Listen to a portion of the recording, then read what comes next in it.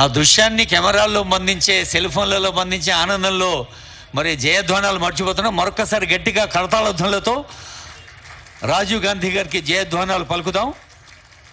భారతదేశాన్ని కొత్త పుంతలు తొక్కిస్తూ విద్యార్థులకు యువతీ యువకులకు సమకాలీన అవసరాల అవగాహన కల్పిస్తూ దేశాన్ని ముందుంచిన భారత పూర్వ ప్రధానమంత్రి భారతరత్న రాజీవ్ గాంధీ గారి విగ్రహాన్ని ఆవిష్కరించుకున్న సందర్భంలో మరొకసారి గట్టిగా కరతాళ ధ్వనులతో మన ఆనందాన్ని వ్యక్తం చేద్దాం.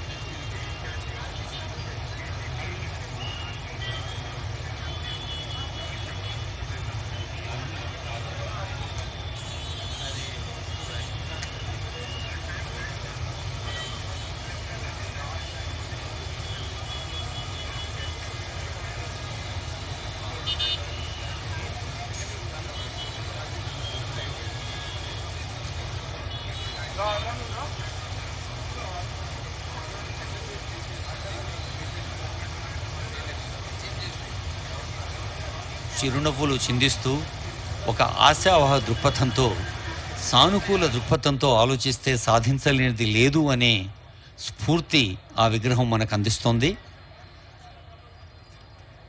నిర్మాణాత్మకంగా ఆలోచిస్తూ ప్రయోజనాత్మకంగా ప్రభుత్వం ప్రజలకు అందజేస్తున్న పథకాల్ని క్షేత్రస్థాయి నుంచి రాష్ట్ర స్థాయి దాకా అమల్లోకి తీసుకొచ్చేందుకు రాజీవ్ గాంధీ స్ఫూర్తి మన రాష్ట్ర కీర్తిగా మలుచుకునేందుకు ఒక సదవకాశం అని తెలియజేస్తూ